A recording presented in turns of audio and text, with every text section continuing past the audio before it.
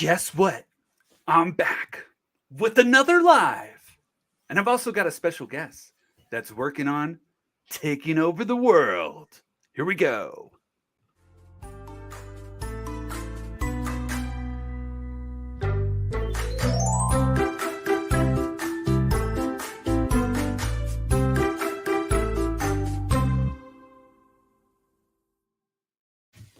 All right, here we go.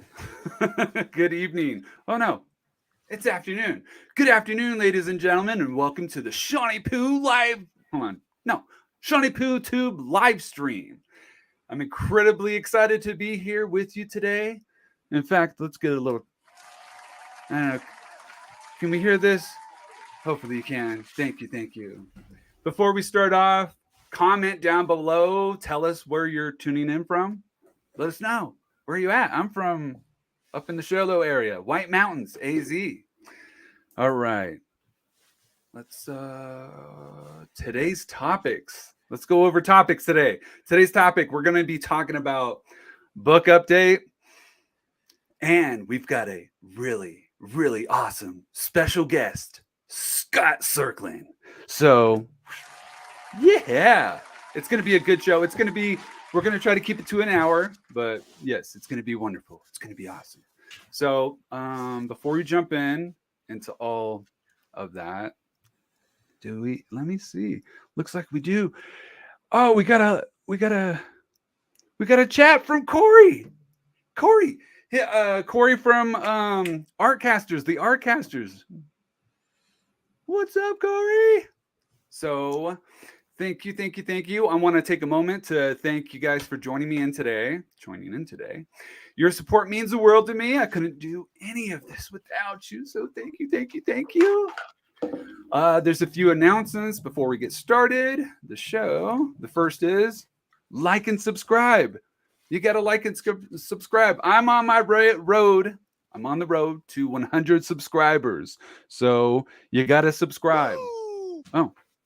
Woo! Yes, 100 well, really it's 1,000. I'm trying to work up to the 1,000. When I hit the 1K, we'll do, well, actually, I think I'm close to 100. Maybe when I get to 100, we'll do a special giveaway. I don't know what that will entail, but we'll have all your guys' opinions. And yes, so hit the subscribe button.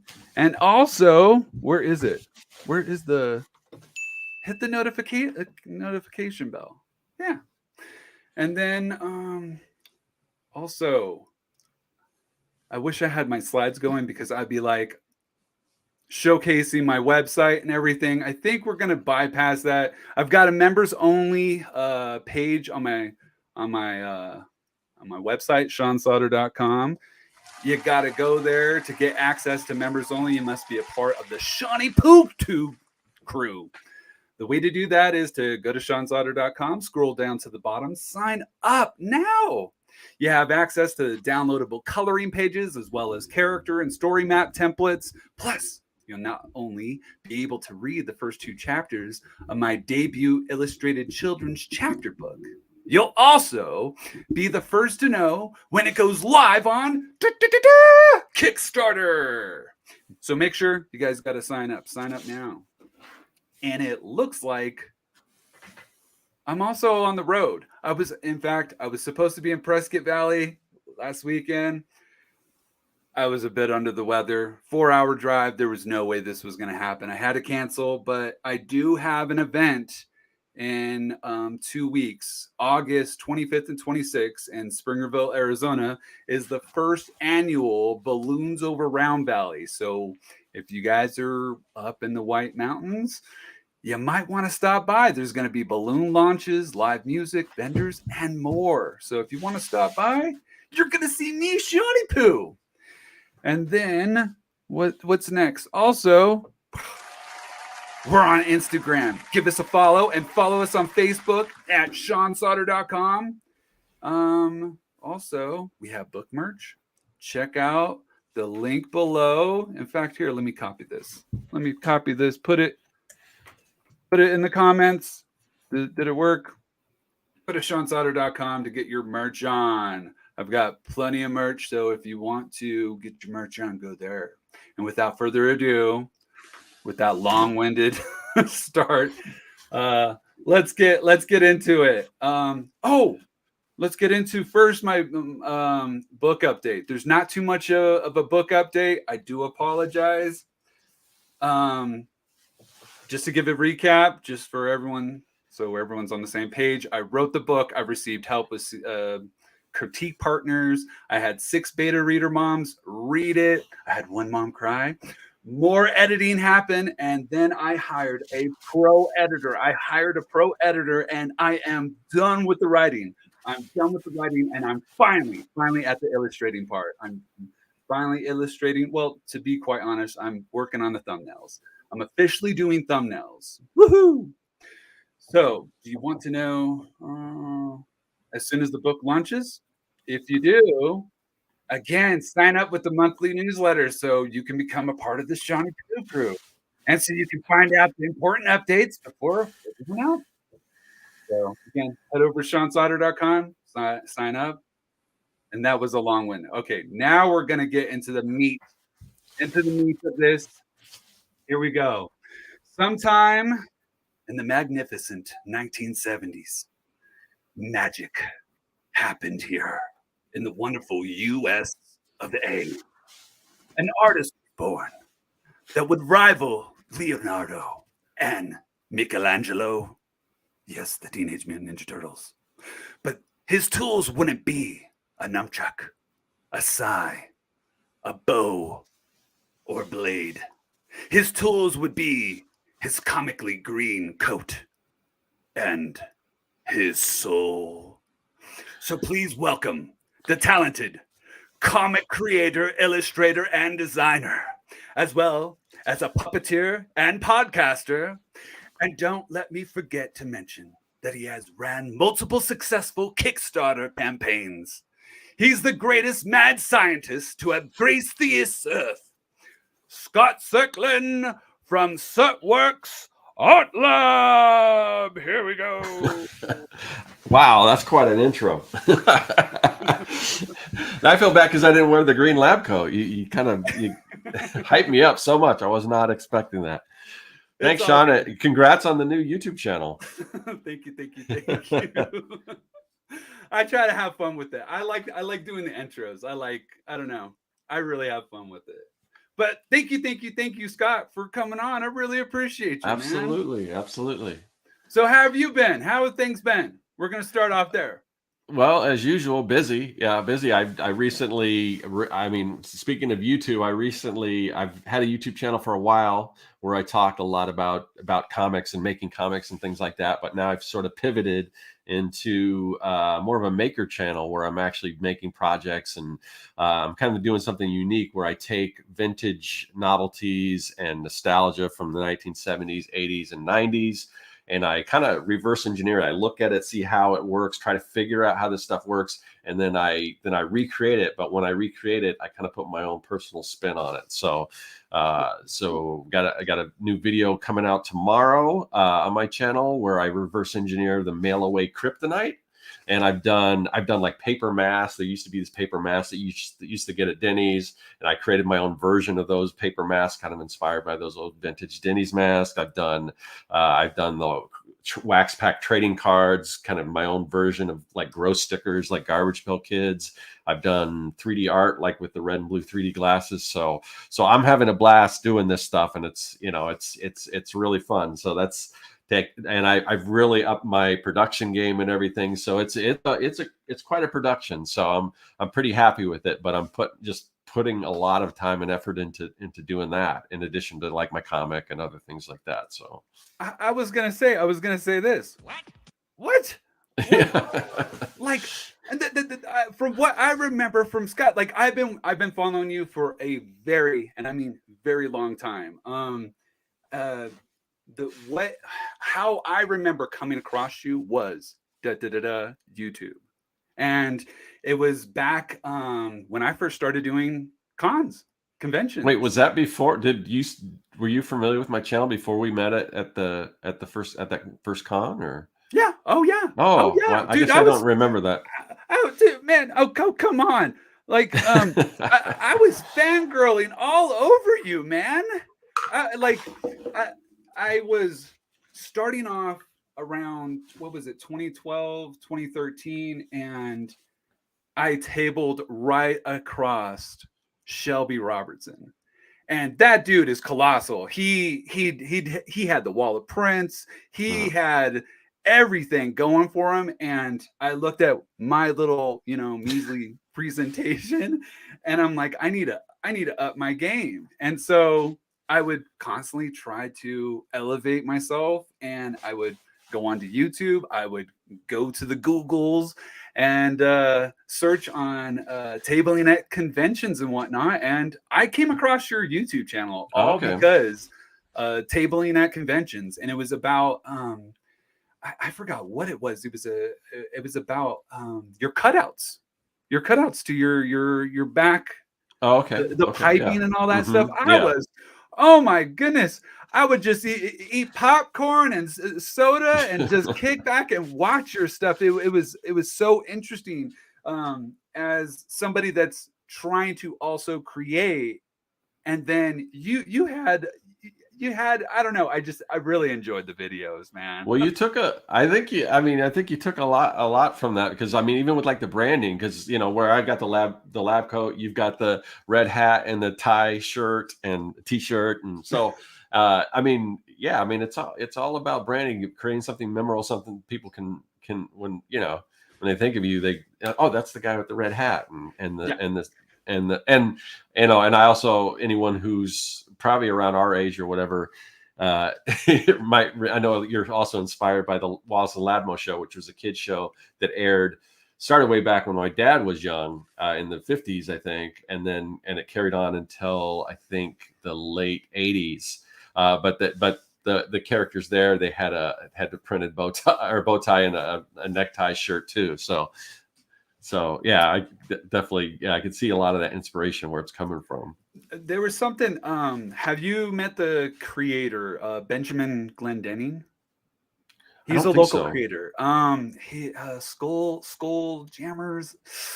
He was heavily. That sounds familiar. He was heavily around early on in the 2000s, and then I'm not too sure what happened after 2010, but I would see him at an event, and he always had this mohawk. He always had a mohawk. And he said something that stuck with me, and he said, the reason why I do the mohawk thing is because that's how people notice me. You're the artist that has the mohawk. How many other artists out there have a mohawk? And that stuck with me. So Ben Glendenning, like, if you're out there, man, thank you. But where were we going with this? We were talking about cons. We're talking about your tabling, man. That the funny thing, let's go back to that. The funny thing about me learning, because it was from you, it was learning from Will Terry, because I remember you would highlight him a few times. His tabling appearance, or hold on, what would you call that? It's not appearance. I'm gonna have to think of another word, but his presentation, there you go, is phenomenal. I loved it, and I remember I just kept on trying to elevate, trying to change things up. There was a point in time. Will Terry has a turnstile display. Do you know what that is? Okay. Yeah. So he had it on his table. I decided I'm going to go way further than that. I was working at a shutter company, and I built these. Seriously, it stood about 8 feet tall, and I had a base that had 4 wheels, and then I'd have to come in with these walls, and then I would screw them all together, and I'd have this turnstile display, and I would think probably about 4. No, if I'm correct, I think I was able to get 8 11 by 17 prints on each side. Wow, yeah.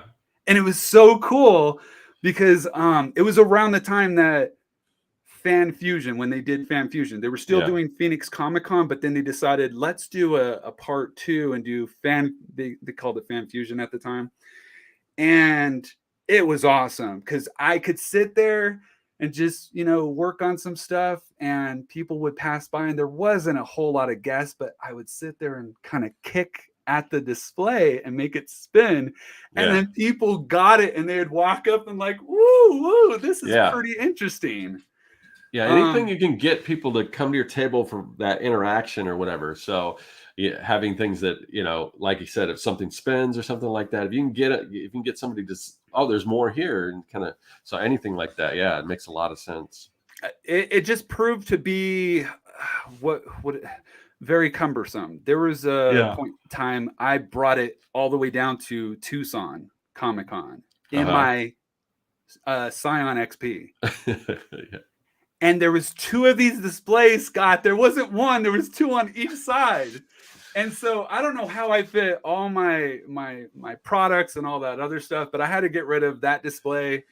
And to round this all out, what makes this kind of, I guess, ironic is I was watching you for help and assistance, and eventually that came around, I think around 2018. You actually came up to my table and you had me on your because I would go around and I'd talk to different creators and kind of do a real quick interview type thing on what they were doing on my YouTube channel.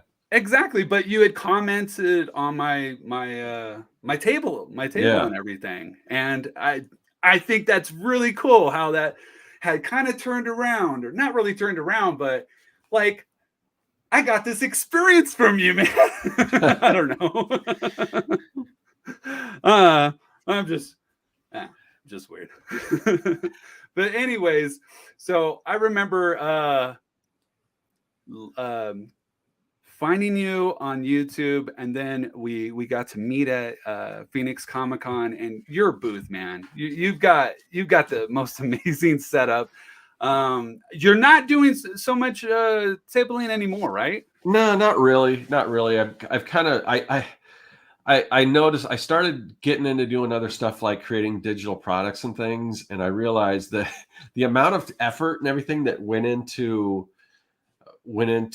at least the way I was doing it, tabling and cons and things like that, because I would, like you said, I kind of went overboard a little bit with my production and my setup and everything. So I mean, I would, the week or whatever before even the convention, I would set everything up in my living room, make sure everything works, and then I started to think, all this time I'm putting into it. I mean, I would do okay. I would do okay at cons, but then I just realized the amount of effort I was putting into it, and then and I also was getting diminishing returns, because every single year it would just kind of, it would just get. The conventions kind of changed and became less people interested in comics.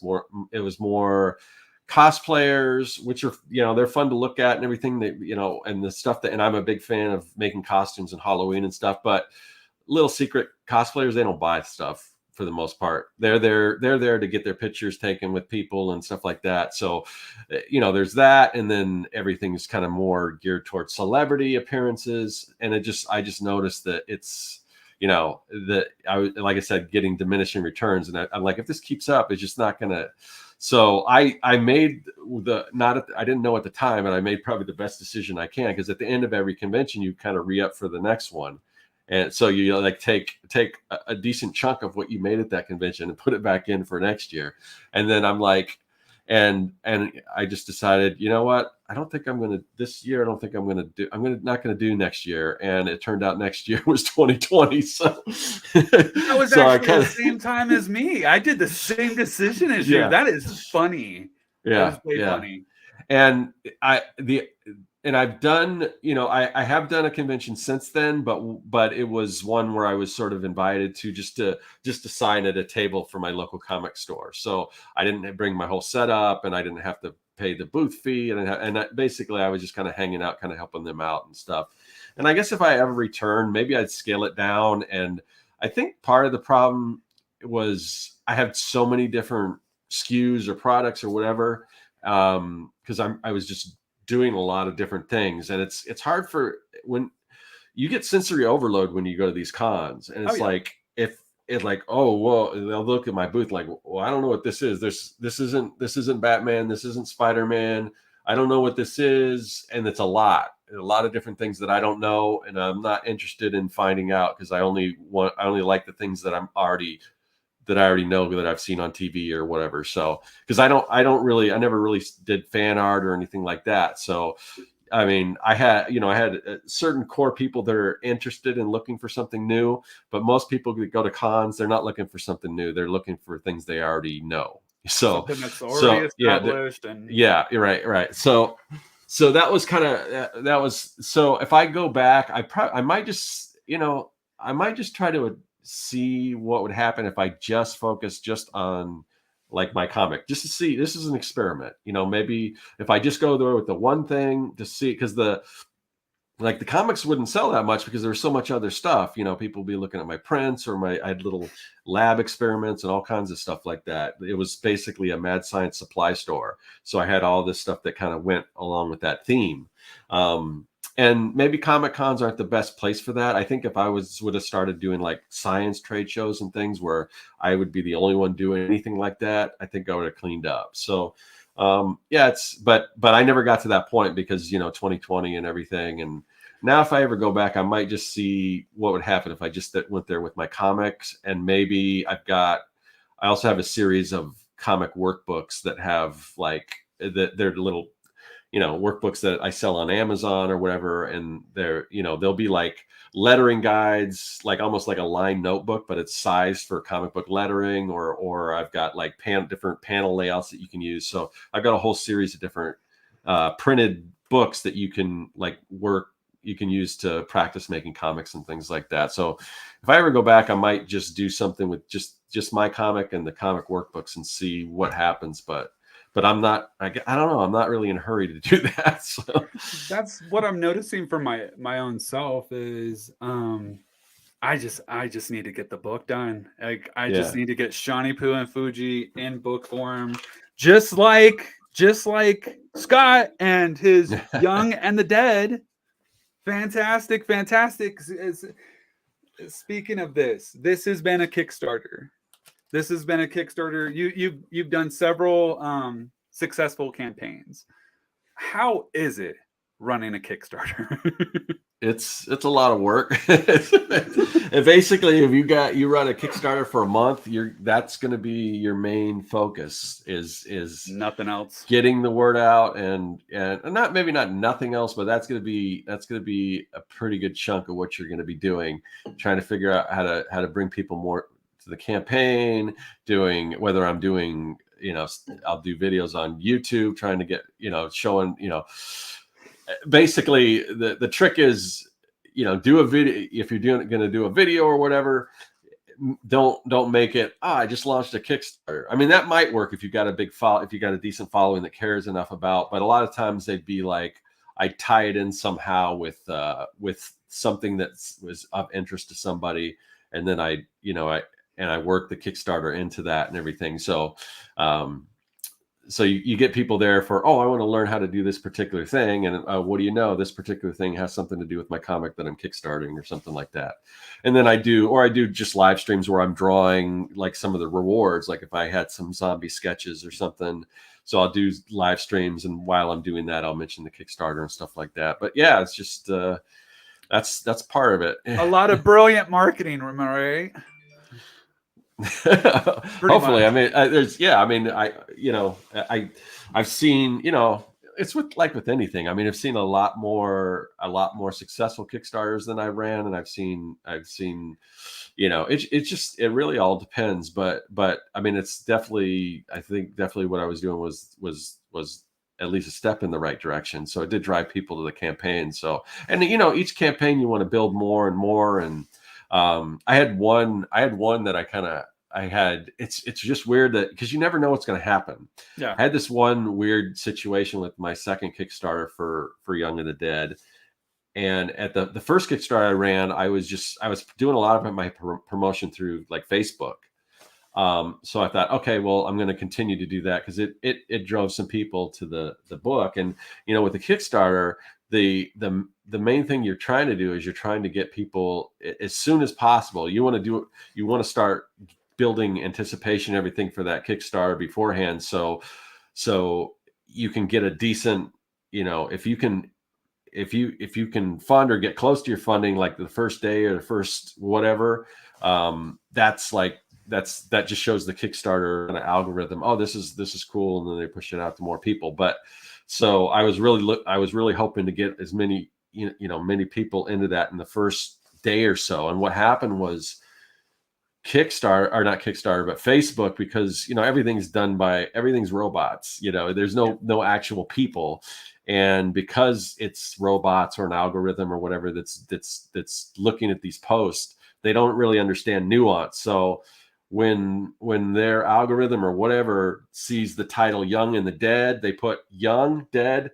Oh, that could be harmful to children because we've got those two words together. This might be about killing kids or something. And so that just tanked that first day. So that second Kickstarter, it was an uphill climb after that, because it's just none of those, they just basically, they removed all the promotion I was going to do this first day. So the next Kickstarter, I'm like, okay, I'm not gonna rely on Facebook for sure.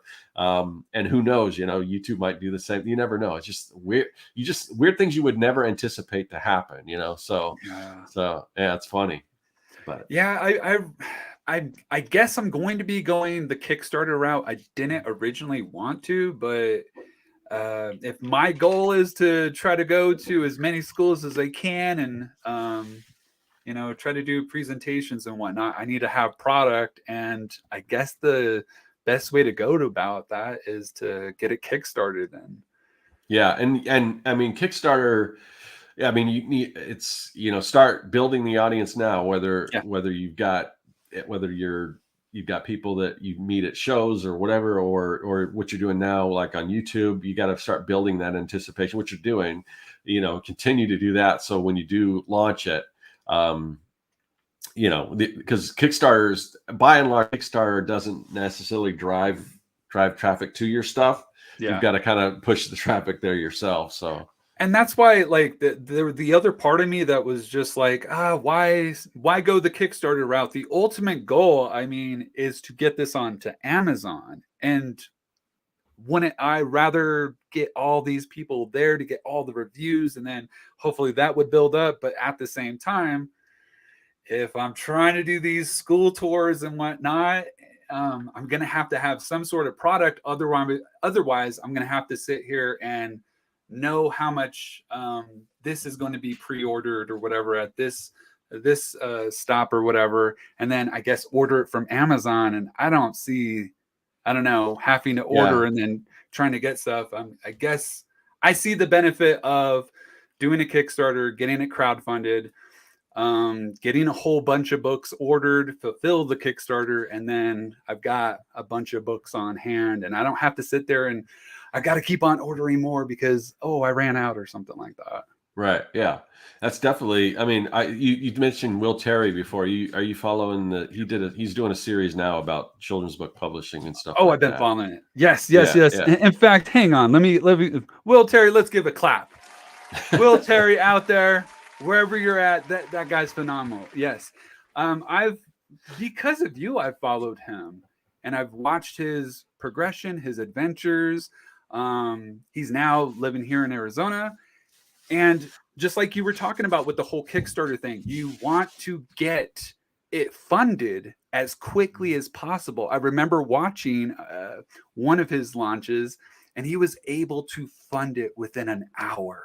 Yeah, I mean that's the ultimate goal right there. Yeah, if you can do that. Let's give Will Terry a good Excelsior. Excelsior. 1 hour.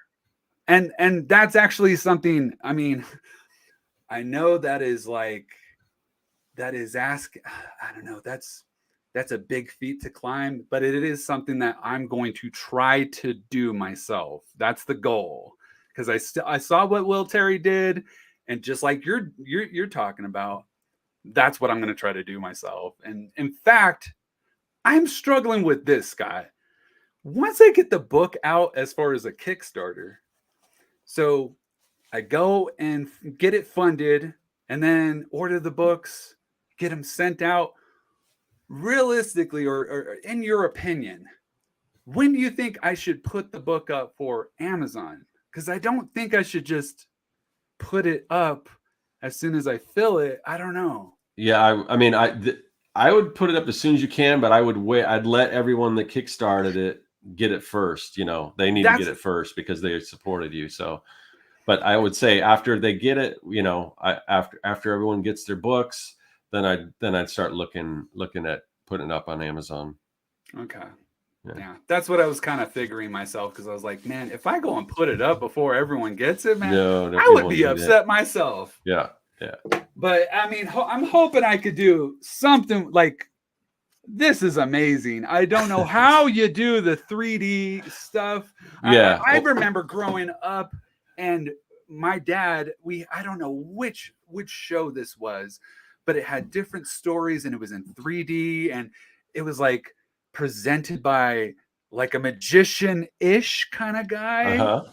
But man, you grew up on that stuff, clearly. Oh yeah, clearly. Well, that's actually, if you want to know how to do that, I've got a video on my channel that shows how to do that. That's one of the things that I'm doing, that I'm looking at all this nostalgic stuff, and one of them is like 3Ds, like 3D, like I've got a stack of old Jaws 3D trading cards, and then cool. 3D comics and stuff. So I'm basically I did a recorded video where I broke all this stuff down and showed how to recreate that look in Photoshop, have it printed, kind of like that piece you just saw there. It's actually that same piece is what I kind of break down and show how to do. No way. Which actually, that I didn't do the illustration on that one. That's Federica Marchetti, who's an artist that I work with on a couple of projects. I commissioned her to do that because I did variant covers for each of my issues, and I hired different artists to do them. One of them was Corey, who's I don't know if he's still in the chat, but he was, and then my friend Josh, and just I hired like 5 artists to do variant covers, and I got hers, and I'm just like looking at it, and I'm like, this would look so cool in 3D because it has so much depth, because it's got the background with the, you got the foreground character with the zombie head being lopped off, and I'm like, this needs to be 3D. So I'm like, hey, do you mind if I create a 3D version of your cover? And she's like, yeah, of course. So I put that together based on her artwork for that. So but yeah, so I break down how to do that, and then I've got another video where it's like a live stream where I play around with some different analog 3D techniques using just like, let's see, like, red and blue pens and stencils and things like that. And, so yeah, I have fun just experimenting with all that kind of stuff, which is in the nature of kind of, what I do. It's, Serkworks Art Lab. So if you can't see it here, but what I'm looking at, the set in front of me, it looks like this kind of underground lair with all this weird, it looks kind of like a mad scientist lab. Yeah. So I kind of, that's it, the whole idea of the mad scientist and experimentation and reverse engineering, all that stuff. I'm just kind of diving into that, applying that brand to this new venture on YouTube where I'm reverse engineering all this nostalgia and stuff. So what Scott is trying to tell not only me and all the viewers out there yeah. is you got to go to YouTube and then search Serkworks Art Labs. And, right. This is how we're going to find out this info. I mean, yeah, good stuff, man. Yeah, like you are a bundle of info, a bundle of talent. A bundle of creativity. My hat's off to you, man. And I would love to the proverbial red hat. yeah. But I would love to get back. Where would that come from? Anyways, I would like to get back to that topic where you said Comic-Cons. Yeah. And just possibly just bringing what? The Young and the Dead? Yeah, probably that. And like I said, I don't have any in front of me, but I've got a series of work. Like if you go to serkworks.com, there's a link where you can order them, but I've got these, if they're called, I think they're just called Make Your Own Comics. And there's a number of different versions of it. There's one that's really cool that I did was like, you remember the old, like Marvel Universe or DC Who's Who. Yes. And it would have each hero and it had their stats and stuff. So I've got a workbook where it's got a place where you can draw your hero, and then it's got a place to write all those hero stats and things. So it's like a notebook, and you can go in and fill all this stuff in and create your heroes there. And then I've got some that have turnarounds, like just a basic body of both male and female, front, back, and side. So you can go and you can design your characters from different there. So just tools and things like that, these workbooks to help you make better comics and make faster comics. And it's kind of accessible to all ages. I mean, you could be a beginner and use this, or you could be a professional and it's still gonna come in handy. But then I've got different layouts. I've got some books where it's got different grids where you can lay out, like, to help practice designing your logos for your comics. So I've just got a whole series of stuff like that. And your logo making is amazing, man. Thank you. It's great. Have you thought of, or have you done, I think, the horror cons around Arizona?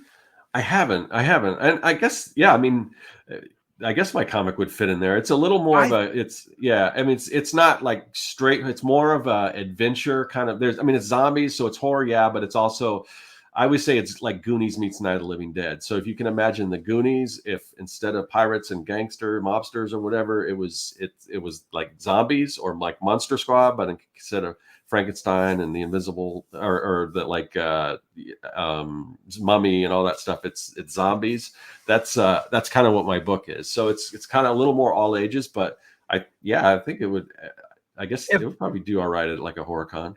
If I was a gambling man, I think you would definitely have a high probability of your target market right there. And I mean, I've never done one. I've always wanted to, just to see what they're about. But I've heard they're pretty interesting. And I think the reason why I hadn't done that is because the rest of the stuff, aside from the comic book, was more kind of sci-fi rather than horror. More, giant robots and science experiments and things like that. So that's probably why I didn't necessarily go into doing horror type cons. So before we got on live, we were talking about this final. Well, it's not your last. That's the most recent issue. Yeah. It's issue number 5, correct? Right. Yeah. And then there's going to be a total of how many of these? 6. So I'm working on the final issue. There's one more to go, yeah, and it's a larger. Supposed to be coming out, huh? Yeah, yep. I want it. I need it. The reason why sometimes I don't talk about like it being the last issue or given any kind of schedule, because honestly, this project it's a labor of love type of thing. It's something that's kind of I'm always working on it here or there, but it's not like, I mean, comics don't I don't pay the bill with at least those kind of comics. I've done like more comics for like corporations and things like that. Those do all right, and they're a little more, I can monetize them a little better. But not that, I mean, I do, like I said, I do a Kickstarter, and I'll definitely pay for the books and get them out there and all that kind of stuff, and then some. But so it's basically what I'm saying is it's kind of always in the back burner. I'm working on an hour or a half hour a day or whatever. Usually, hopefully daily. I've kind of fallen off on getting back into it, but so it just takes me a while. It's like they're single issue size, and a lot of people are in the habit of, a single issue comes out every month. It takes me sometimes it'll take me a year or more to put out a single issue. So I've been doing it for a while, but it's just kind of one of those things that I just work on at my own pace, and then when I get it done. But it is so cool to kind of see the light in the tunnel to wrap everything up, and this issue is going a little faster than the other issues as far as I'm pretty close to being done penciling it, and then I get to ink it, and and then it's in black and white, but I'll do the shading, and then I get to do the lettering and all that stuff like that. But so is the plan to do another Kickstarter? Well, yeah, and I don't exactly know what I'm going to do with the next Kickstarter. I think what I might do, because I might collect everything together in one volume, but I still want to have that individual issue available for anyone that's collecting single issues. So I'm not exactly sure how I'm going to do that, but I think it would do better as a full kind of volume. So I don't know if it would make sense to do the single issue last issue Kickstarter and then later run a full volume thing or not, or just do it all at once. So I'm not exactly sure yet how to do that, what I want to do there. Decisions, Yeah, man. yeah. So then you will. So ultimately, the end goal is to make a trade paperback out of it. Yeah. That was the goal from the beginning. And this is the one big advice I give to anyone that's making comics is that, you know, if you set out to do a 200 something odd page comic, and, you know, comics just take a long time to do. And sometimes that can get a little overwhelming. And then you're like, oh, I'm never going to get this done. A lot of people that set their sites big, they want to create their big giant epic, their Lord of the Rings or whatever. And they spend all this time world building and all that, and they never get around to it. And if they do get around to drawing, especially if it's your first time making a comic, a lot of people will just like, this is too much. And a lot of people don't get anywhere close to finishing it. So my workaround for that is just start small. And me starting small, originally it was going to be like an 8-page story, and it was going to be a throwaway. I mean, I had this idea. I'm just trying to, because it was part of this thing called the mini comics dump truck, which is a thing everyone creates a mini comic, like 8-page mini comic. And then at the end, everyone trades their own comics, so everyone gets a whole bunch of comics for the one that they make. And so I started working on this mini comic, and I'm like, I just want to come up with a simple idea that I can do in 8 pages. I'm like, oh, kids fighting zombies, that'd be fun, and it's pretty basic. And then when I started writing it, it started like, oh wow, there's more to it, and I'm liking these characters. So then it eventually did become like a regular 22-page comic. But if I had set out to do a graphic novel from the beginning, it would never got done, you know. So to me, the reason for breaking up into single issues is just a benchmark. So at least I have something to put out there, and then later, you know, a year or so later, I put out another one, and then, you know, so, and then eventually build to that completed book. That's something that I'm trying to tell my own kids. Yeah. Like, instead of having this grandiose idea and trying to, you know, I say this, instead of trying to eat a 10-foot gummy bear in one bite, it ain't gonna happen. You got to take small bites out of it, and eventually you'll eat that 10-foot gummy bear. Yeah, exactly. Yeah. But no, that's that is really exciting. But also, I've got a question. After reading all 5 issues, my question is this: who is Scott Serkland most like in The Young and the Dead? Which character? Definitely the character Sam is. So a lot of these characters are based on, like, if it takes place in the 80s, if we're growing up, he's the same age, Sam, the main character, same age I was, you know, in whatever time that in the 80s. And a lot of the other kids are based on either kids I grew up with or an amalgamation of a couple kids I grew up with. So and some of them are just kind of are I just invented out of, you know, whole cloth or whatever. But for the most part, a lot of the personalities and stuff are based on kids that I grew up with or that had known. So you know, Sam and his brother Tad, that's me and my little brother, you know, or those characters are loosely based on that. Like if I was in a zombie apocalypse, what it would have been like, you know. And there's a lot of differences. My dad wasn't a biochemical engineer or anything like that. I was seriously going to ask that question. No, my dad was in the swimming pool business. So yeah, but so yeah, I mean, it's not necessarily like a Mary Sue type thing. It's just, I find that it's easier to write characters that you like. If I can look at somebody like I grew up with, like the character Mitch is based on based on a friend of mine, Mike, that I grew up, and he was just kind of a big troublemaker, you know. And that was he was always getting me in trouble. That was Sam's best friend, right? Yeah. And he's kind of, he's, you know, and he kind of makes all these pervy remarks and things like that. So it's based on one of my friends growing up. So it's easy for me to just say, oh, I know what this character is saying in this situation because I know that dude, you know.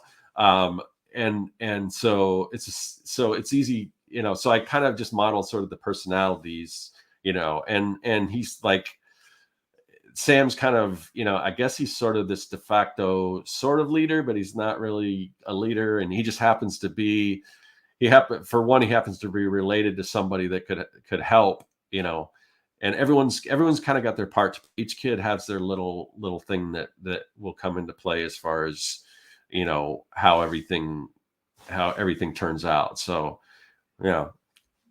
No, that's cool. That's really cool. I really enjoyed each issue. I'm gonna pass it off to my kids just so they can experience it. That's awesome. And, I was gonna say something else. What was it? I feel like Chris Farley, SNL. So you were in the Beatles. So yeah. So yeah. Fantastic. What was I gonna say? There was something else about the comic, man. Oh, darn it. So you're gonna plan is to make a trade paperback. What else? Oh, there was something I wanted to bring up. It was, speaking of comics, what were the comics that you were collecting? When did you start collecting comics, if you did? Okay, so I was first, I had to think back because I'm doing all this nostalgic stuff, and I think the first comic book that I probably was introduced to was a Bob's Big Boy comic, and I didn't realize that until later, because are you familiar with Bob's Big Boy? Yes, it was a restaurant chain. Right? Yeah, I think there's maybe one left in California. I don't know if there's where else they had it. They used to have them in Arizona, but it was just a burger chain. Hold on. What? They really did have it in Arizona? I think so. A long time ago. No way! I didn't know. Yeah. I mean, I'm a kid. I'm from the '80s, so I mean, I don't remember. As far as I remember, they did. But I mean, I could be. Yeah, because they used to have they changed when they changed over. They changed to a place called JB's, which isn't around anymore. Oh, yeah. But yeah, I think there's still one in I know there's still one in California. But it was, you'd probably recognize the mascot if you haven't heard. Like if you've seen Austin Powers, Dr. Evil takes off in that big ship. That's the Bob's Big Boy. But they used to have, you go in there and in lieu of a kids menu, they have kids menus too, but they'd have comics for kids, so that might've been my first introduction, but or like Uncle Scrooge. My dad liked all that kind of stuff. But my first introduction as far as like sort of superheroes and comics would have been like the reruns of the 60s Batman. That was on reruns, and we would watch that, in the 70s and 80s. Adam West, right? Yeah. So that's right. And then, of course, after that, Super Friends and stuff like that. So what I would do is, I get these coloring books, and they'd be like, I would get like a fire safety coloring book, like these public service storybooks. And instead of just coloring them in normal, I put like Batman masks and cowls and Robin capes and stuff on them. And so I started instead of just coloring them in the lines, I just take these regular people. I'm like, these people are kind of boring. It's just some family. Let's dress them up in superhero outfits. And then eventually, like I said, my dad was in the swimming pool business, and sometimes, in the summers or whatever, when I'm out of school, he'd just take me along with him or maybe he had to run to the dump or something. I remember him having to run to the dump to dump stuff off, and then he'd take me and we go into 7-Eleven, and I got to pick out a comic book from the spinner rack. Oh, and spinner rack. I had collected it. I bought a few here and there, just comics or Avengers or whatever. And then I bought this one. It was Alpha Flight number 11, I think. And I bought this comic book, and it had this cliffhanger that the next issue, one of the main heroes in this comic is going to die. And I'm like, and I remember going, and spoiler alert. So I think I went to school the next day, and I showed this comic, and this kid who knew a little more about comics than me and was aware that there were comic book stores, which I didn't know that was a thing. I didn't know there was such thing as a comic book store. He says, yeah, it's the leader of the whole Alpha Flight is the one who dies. And I'm like, what do you mean? It said, this just came out. I just got this. The new issue's not out yet. He says, oh no, they come out earlier when you go to the comic store. And I'm like, and your record scratch would be good point right now. And I'm like, what? There's a comic store? And that's what got me into collecting comics. I'm like, and then back then, I didn't realize that, you kill somebody off in a comic, they're just going to come back, which that character actually did. His name was Guardian, and he did stay dead for a long time, longer than most people. But, I thought, how they just killed off the main guy. And from there, I started reading it and everything. And that's when I started actually collecting issue by issue of certain things. So that was sort of my introduction to comics. That's cool. So you had a sibling. So you have a younger brother. I knew you had a brother, but I didn't know he was younger. I thought you were cool like me, like you were the younger one. No. Just kidding. So here's a question. You boys you guys grew up in Arizona, right? Yeah. Okay. Did you guys get into any sibling fights over all the time, sharing stuff? And it was we're kind of brutal to my younger brother. like that the kid that I told you that I grew up with, it's that one character is based on. We did. I mean, it was stuff Scott, we did. Told him if he ran out in the street naked, the snow cone man would give him a snow cone, and just stupid stuff like that. Oh my goodness. Yeah, so I was gonna say, it sounds like you probably told your brother while you guys were playing. Well, he was playing Mario Brothers on the NES. You probably told him there's a secret warp down that hole, and every time he would jump in there and go woo, and then die, and then get mad at you. Is that it? To be honest, I never had an NES. I never even had an Atari. We had a Magnavox Odyssey, which was kind of like it was actually a cool game system. And recently I went back and I bought one, like a vintage one, and I started buying the games. And my goal was to collect all the games. And I think I got about halfway through before I lost interest again. Ooh. But yeah, I mean, I wasn't, other than the arcades, I would go to arcades and play games and things like that. Where was your go-to? My go-to arcade. So I'm trying to. Because probably Metro Center they had an arcade. I mean, first it was an ice skating rink, and then they did convert it into arcade. But they also, before, when they still had the ice skating rink, they still had another like arcade that was in a suite, and we'd go there. Or there was like some of them weren't even necessary. Or like the movie theaters would have the arcades when you first go in the lobby. They have the arcade. So it was mostly like movie theater lobbies. And their arcade games like Tron, I would play Tron or Spy Hunter, or like pizza parlors would have video games. We'd go to pizza parlors. And so, yeah, a lot of that kind of stuff. I remember my brother and I saving over $20. We took our friend Nick, and my mom dropped us off at Westridge at the time, Westridge Mall. Okay. Yeah. 75th Avenue in Thomas.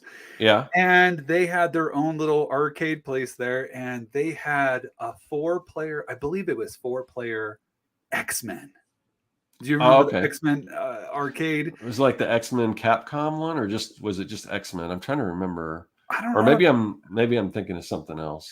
It was with the old 80s looking Cyclops, Colossus, Wolverine, Nightcrawler, Dazzler, Storm. It might even been 6 characters, people can play at one time. But we played for hours, and we played until we beat the game. Wow. Yeah, I don't think I ever beat any games. I was never that great at them. We used all that money. And $20 back in the 80s, that was quite a bit of money. One game I did beat, but it was after like years later. So there was, when Dragon's Lair came out, that was the game that was like 50 cents to play. It was animated by Don Bluth. It was like no other video game like it. And basically all it was a laser disc inside. And when you hit the joystick at the right part, it would send you to the right scene, and that scene would play out. And you could waste so much money. And I watched people play, but I was like, I can't waste 50 cents because that 50 cents would be gone like in 2 seconds. I'd hit the wrong button and you're dead. I may have played once or twice and like, no, I'm not wasting my money on this. But later it came out on the iPad where you don't have to sink a bunch of money into it. And I went through and I played around with that thing for so long until I eventually got through it, and I just remembered all the different. Oh, you got to hit right this time, and I got through that game on the That's iPad. funny. But typically, yeah, I'm not a big gamer, which is weird because I've worked at designing games and things like that for companies and stuff, but I'm just not a big game player. I think because it's such a huge time suck, and I'd rather be creating than playing games. So yeah. OMG. Let me hang on. No, you know what? No, let's not take away. Let's give it this. Excelsior. Scott, I am the same way. If I had my choice, I'd rather be creating and Yeah. making something and producing something. Because it's like this. I mean, what do you really get after beating the video game? Or I don't know. I mean, I do have fun because my wife is some sort of a gamer, and Yeah. she likes to play Fortnite, and sometimes I have to get on and Yeah. eliminate some people. But for the most part, I really enjoy creating. And what I think, what is really interesting, what I found out about you a few months ago. In fact, hang on. That's not the right sound, but whatever. But anyways, what I discovered was one of your videos, you talked about being a part of a kids show. Oh, well, yeah. Oh my goodness. Yeah. I've done a lot of different things throughout my career. Talk us through this real quick. I know we're coming down to the end, but yeah, when I found out about this, I don't know, I got energized by hearing your story, and all I could think was, oh my gosh, I wish I was with them. Like, oh, that is so cool. That would have been cool to be a part of. But tell us about your experience. So it's funny. It started out, I think I answered an ad in the paper for like an illustrator or something like that. And so I go in and I meet the person that placed the ad, and he had this pet gibbon, which looks like small like a monkey, but it's an ape. Like the difference is monkeys have tails, apes don't. But he has this pet gibbon, and they're kind of like, they've got kind of like, some of them are like beige and some of them are black, but they've got like the white circle of fur around them. But this was his pet, and he wanted to make it sort of a role model for kids. And eventually his idea was that he wanted to do a comic strip. And eventually I convinced him that comic strips probably aren't the best way to go if that's your goal, is to make this a role model for kids. Because most people that read the newspapers this is back in the days when they're newspapers, they're not kids, they're more adults. So, I mean, there are some kids that read newspaper stuff. I was one of those, but by and large, there's better ways to reach kids than through newspaper strips. So we started talking about doing, a children's show, and we had a couple false starts where, we went and we tried to hire the right people, and we just weren't connecting with the right kind of people. And it just the end result just wasn't that great. And I'm like, because we'd go to like a set design company and say, okay, we want to build, and one of the villains in this is a mad scientist. So everything comes back around. I got to think for a mad scientist, but so we got to build this mad science lab, and this prop house set design company, they come with they basically bring out stuff that they already have and like maybe tweak it a little bit and present it like, this is not, I mean, because I draw a sketch, like I want something that kind of looks like this, and they couldn't do it. And like, I could do this. So I started looking into how to create sets and things like that. And we found this place that made, that built sets out of like styrofoam and things like big blocks of styrofoam. And so we commissioned them to do a couple pieces, like a little table and like a fireplace.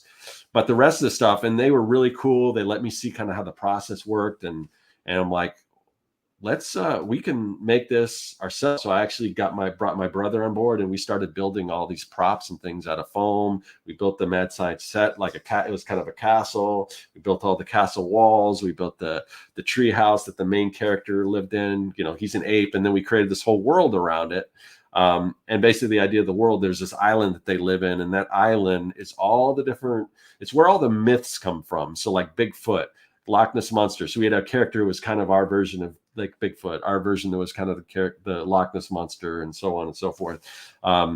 And it all took place in this magic land. And it also had and then we started partnering with different production companies, and we eventually started going in sort of the environmental route. So it had environmental themes, and we hired people to build the costumes and things. And eventually, our third go round, our third attempt at doing this video turned out really good. We hooked up with the right, like I said, production companies and everything.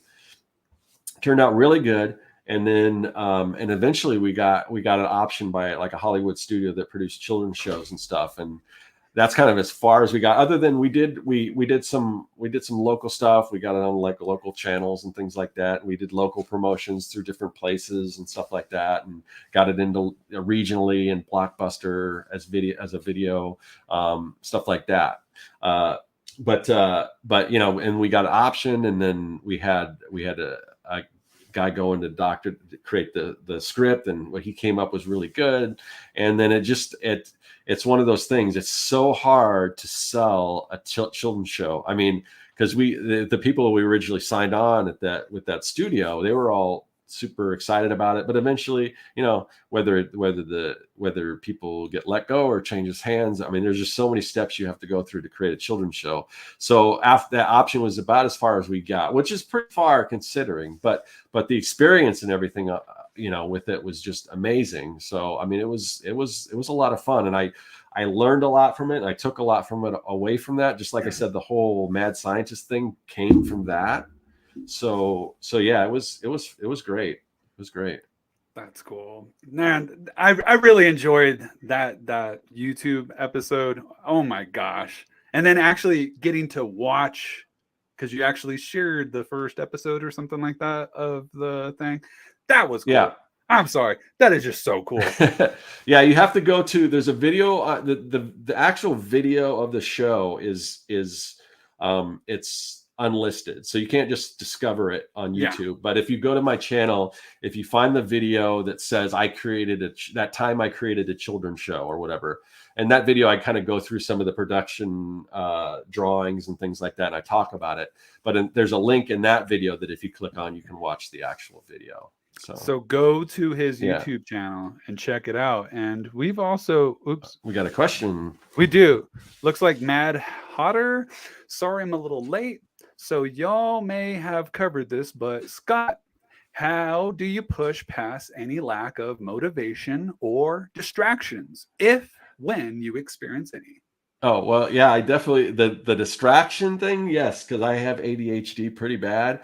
So, and I've tried to hone that I try to say it's like a superpower. So one thing I have to do is I have to have a lot of different kind of projects going on at once, but I can't lose sight of, I got to keep track of, like, not let them all fall off or whatever. So it's a lot of, like, for me, it's a lot of list making. Like I said, I don't know what it is about me or whatever, but I don't, like I was mentioning, and I don't know if you were listening when I was talking about the video games, but like, I just don't do video games because they're a distraction. So there's certain things that I know are not going to do any good. So you have to be really disciplined if you're, because you could just find yourself playing all day on video games or whatever. So that's I just get the most fulfillment out of creating. So I always want to be creating.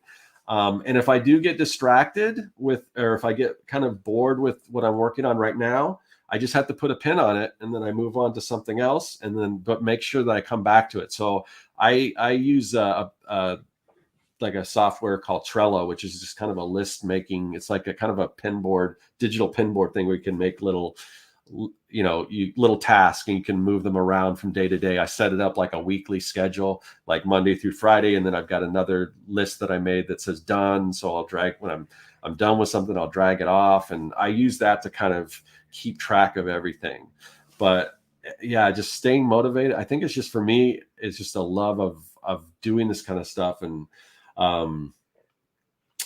like what I'm doing with the YouTube, it's like, even though it's taking a little longer to get a foothold, to reach the people that I wanted to reach, it's just, also have to have faith that you're moving in the right direction, which I believe I am. So Yeah, it's just trying to be confident in what you're doing, looking at past successes, like recently I've been kind of like, oh, I'm putting all this time into YouTube. Is it going to pay off? But then I get to look at stuff from the past that I may have been like, oh, I don't know if this is going to work out, and it did. And so that's possible. So taking successes you've had in the past and things like that and apply, and I did it then. There's no reason why I can't do it again. That type of thing, and it's just, and I don't know. I just kind of always just working as an artist for so long and having all those ups and downs and just realizing that there's going to be times where things aren't going as well or you're struggling. But I don't know. I've never really had like a plan B. Like I haven't done really anything other than, I mean, there was times when I was first starting out that I would do like some construction stuff for in-laws to pay the bills, but I was always still working on my own stuff. So, but I never really had like, I didn't, other than, when I was in high school, maybe I had a job at a grocery store. I didn't have a lot of other jobs that weren't kind of creative or whatever. So it's kind of all I've known. So if it's like, I don't know what else I would do. So I got to make this work, So I don't know. Well, I say this, I think you are onto something. I think it's going to work. And I'm going to do everything I can to pump you out there, man. Thank you. I think what you're doing is amazing and fantastic. Mad Hotter, thank you for the question.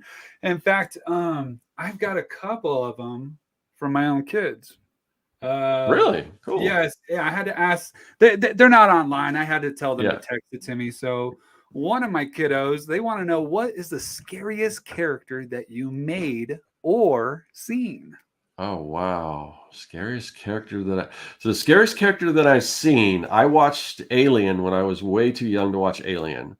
And that had a pretty big effect on me. And that's one of my favorite movies of all time. But that movie, and a lot of it has to do with, you don't even really, in that first movie, you don't really even see the alien that much. Yeah. And that led to a lot of the, oh, what is this thing? It's it's so weird because this rated R movie, they actually made toys. They made like an alien toy. So I never had that toy. I wish I did. But I had a friend who had it. So, I mean, you push the button, the mouth comes out, and it's like this classic holy grail toy for a lot of people, this original alien toy. So that was it. But I remember having this puzzle. It came in like an egg, and you open the egg out and all the little puzzle pieces, and then you build the alien. So it's a pretty good, you could see what it kind of looked like once you built the puzzle. So gotcha. Even though you don't see it on screen that much.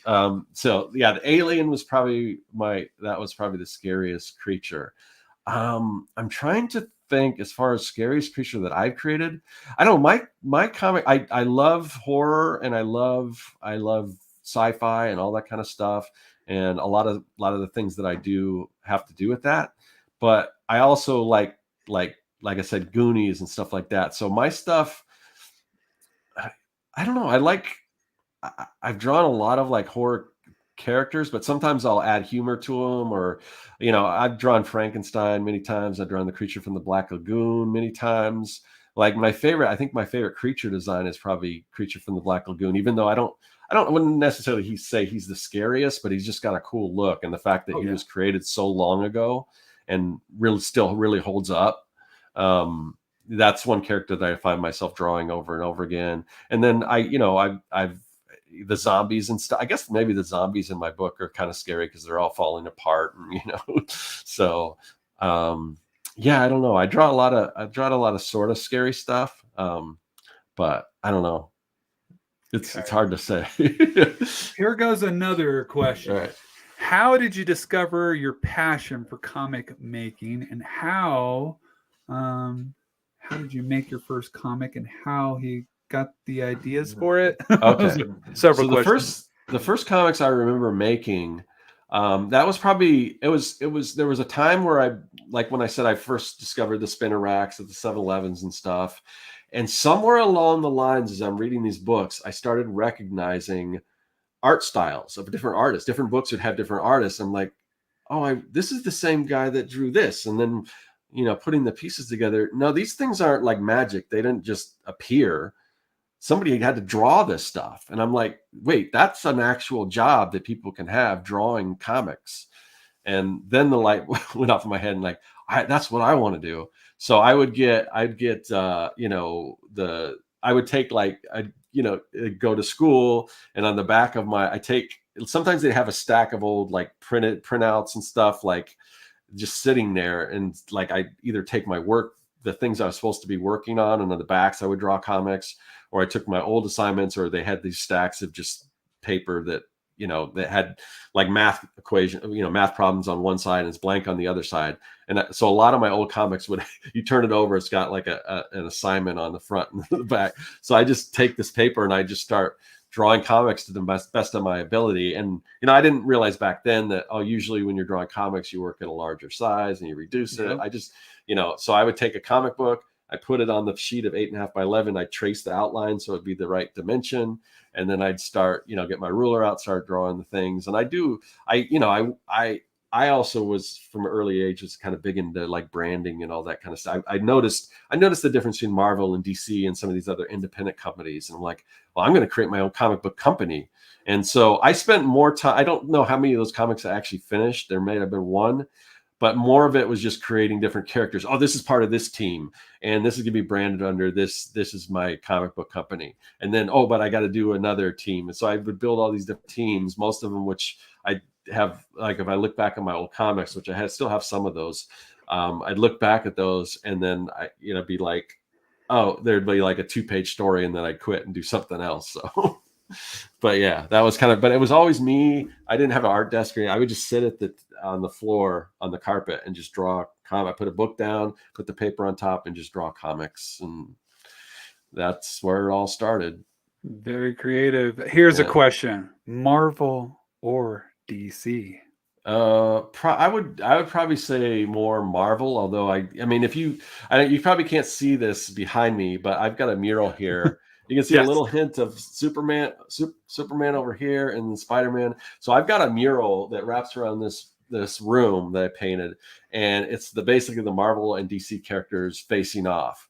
So my original love would have probably been, I would have said DC because of Super Friends and Batman and things like that.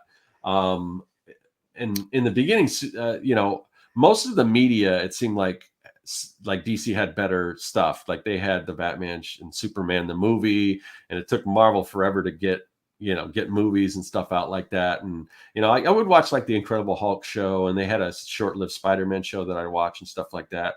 So I recognize the difference, but I like them both, but if I had to pick one, I'd probably say a little more on the Marvel side, but I still love DC. I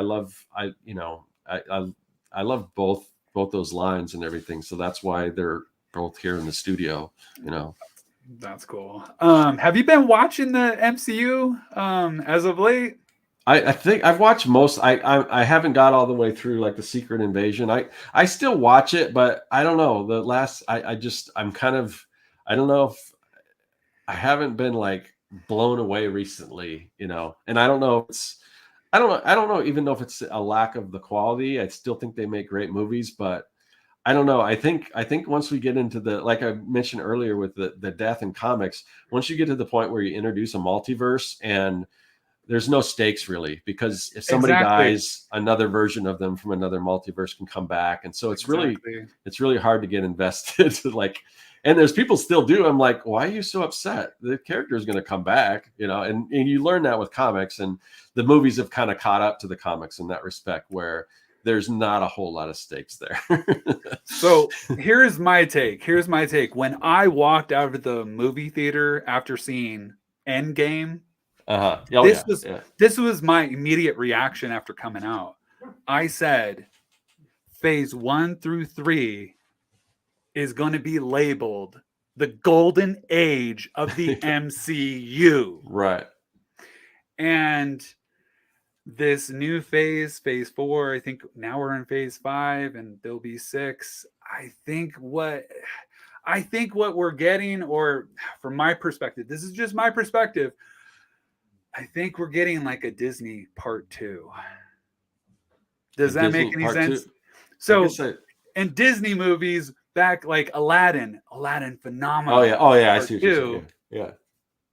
Okay. Oh, okay. Yeah, I see what you're saying now. The direct to video sequels is what you're talking about. Pretty Yeah, much. Like it yeah, kind of feels that way. yeah. I I mean, know. I still think they're good movies, and Yeah. I mean, but I don't know that there hasn't been anything, and since they're all pretty good, there hasn't been anything that like elevated it. So it's like, okay, these are good, but I don't know. It's just like you got to do something different. I'm kind of hoping that we move more towards smaller. A great story having to do with superheroes, but it doesn't have to be this big giant epic where the whole world is in jeopardy and things. I don't know. I mean, we've kind of seen that, and like, I don't know. We've already seen it in comics though, because you Yeah, had Stan Lee, and he literally had the reins and control over the whole Marvel comics and the storylines, and he was the one that was connecting everything together, kind of like Kevin Feige, and just like Kevin, like back in the day with comics, now with the movies, it's gotten so big.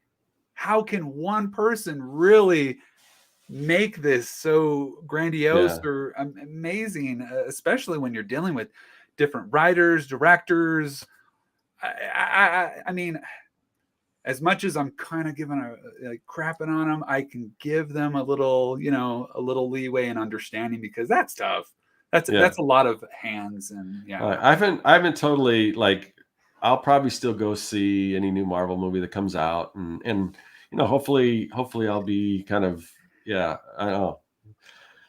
It's hopefully they'll win me back, but we'll see. It's just I'm kind of torn between the idea of I would have died for this when I was a kid. There wasn't, you had to search for stuff like this, and Oh now no. superhero movies are the biggest thing ever, and that was not the case back then. You're a nerd. You read comics and stuff. Now it's like the most mainstream thing there Oh is, no. and it's just, and there's still characters that they have. Like I said, Alpha Flight was my introduction.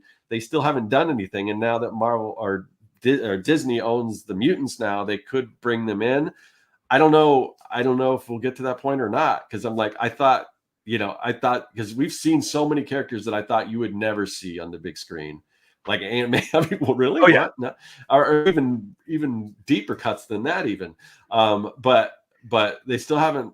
I could tell you if they do an Alpha Flight where there's a series or something, I'll be the first one there. But they still haven't done anything really with X-Men yet, and X-Men is kind of the precursor to Alpha Flight. So I don't know if we'll kind of fade out before we get to that point, but that would get me interested, because I'm just such a big fan of that particular property. So because it's what got me into it. Oh, did you ever read the Sean Howell book, Marvel Comics, The History of Marvel Comics? No. It's a really good book. Like, Really? I've listened to the audiobook probably more times than I should, but it's just this rich history of Marvel Comics. And you talking about Ant-Man, because you said, Yeah. it's kind of funny that they've created him. Stan Lee back in the like 70s and 80s was trying to get Ant-Man All right. like to be a film for the longest time. It was just funny to hear in that book him trying to get this Ant-Man, and some people are just like, like, why Ant-Man? And for you to even say this, and I don't know, it's kind of funny. Yeah.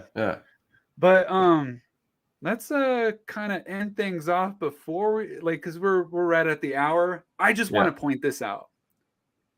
You are phenomenal. I know I keep on saying stuff like this, but you did this video, and it was like a couple months ago, and it was something along the lines of it was going to be your final video. Right. And I must say, Scott, phenomenal writing. Phenomenal.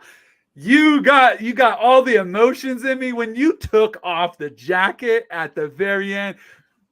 Hats off to you. Hats off to you. That one was kind of off the cuff. That one I used to, when I was doing videos before, I'd write an outline about what I was going to say. That one, I may have had some points because I knew that this, and I wasn't trying to mislead anyone. I said I'm going to step away for a while. I didn't say necessarily this. I said this is the last video for a while. When I come back, it's going to be something entirely different. Yeah. So I put out that video, and I may have had some points like to make, but that was kind of just off the cuff, like, yeah, this is, it was kind of me stepping away from what I was doing, all the comic book content and something that I've been doing for so long, because I just felt like I said everything I needed to say on that subject. And there's so many videos there that people want to watch. They're still up there that they can go to. But I just got to the point where I'm like, I'm just repeating myself, and I need to, kind of like what we were talking about with the MCU, it kind of, it may have run its course. So I want to do something new. So I put that video out, and then in the meantime, after I did that, I took a break for about 2 or 3 months, and that's when I started trying to figure out what I wanted to do next, and started building what I'm doing now, which is a lot more involved, takes a lot more time, and it's just, I think it's just way better, way more fun. I just got to get it out to more people, and that's kind of what I'm trying to do. So. Yeah. No, I just had to point that out after watching that video. Oh, just it struck a nerve, and it wasn't like a negative nerve. It was, I was looking up at you, and I was like, dang, this guy's awesome. Oh my, this is great. This is great. But well, kudos to staying to the end of the video to see me, because if you can get people to watch till the end, that's good. Well, yeah. And in fact, everybody, you got to go to Serkworks Art Lab on YouTube. You got to subscribe to Scott. And Scott, you made it. You've made it to the end. We're finally at the end of the interview. Oh my jollies. Exactly. We did it. You're not the only one. You're like, what? I didn't push that button. For a second there, I thought I did. I was like, whoa. But we've got one more question before we let you go. In fact, I stole this from Corey from Artcasters, the Artcasters. Okay. If you can go back in time before you got started on this creative journey, what would you tell yourself? Oh, the whole creative journey? Oh, geez. I guess I would just tell myself, there's going to be ups and downs, and you gotta stick with it, because I think that's really, the tenacity is really the only reason why I'm still doing this, because it's not always easy to make a living as an artist, and sometimes you're barely scraping by, and sometimes you're doing awesome. Like I mean, to me, it's just like this roller coaster, but there's really nothing else I'd rather do. So my thing is just, you gotta stick with it. You gotta believe in yourself, and just keep going for it day after day, no matter what life throws at you. Amen. In fact, that deserves it. Excelsior. Fantastic. Scott, thank you for coming on. You are my second interview, and I couldn't be more happier with this experience.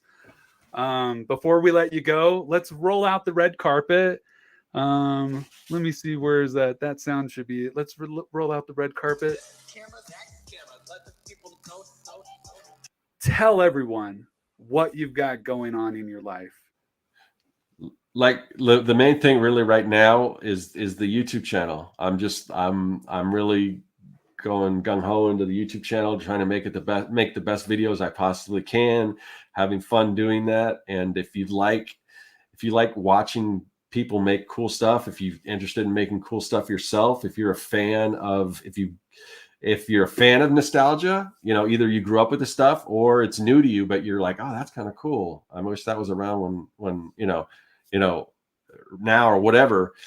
Just check out what I'm doing on YouTube, because there's really, as far as I know, there's really no one else doing what I'm doing. And that was one of the reasons why I went in this direction, because, I want to do something different that no one else is doing, that I'm suited to do because of, my skill set and the things that I love to do, and just taking everything. And it's just like everything that I'm doing now, it's like everything kind of coming together in one thing.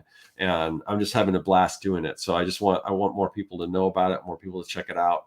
So definitely check out what I'm doing on my YouTube channel at serkworks.com. Yeah. Woohoo! Simply amazing. Scott Serkland with Serkworks Art Labs. Thank you for coming on. Let's go ahead and end this thing off. Let's go to the outro. Thank you all for tuning in. In fact, let's do this. Thank you all for tuning in.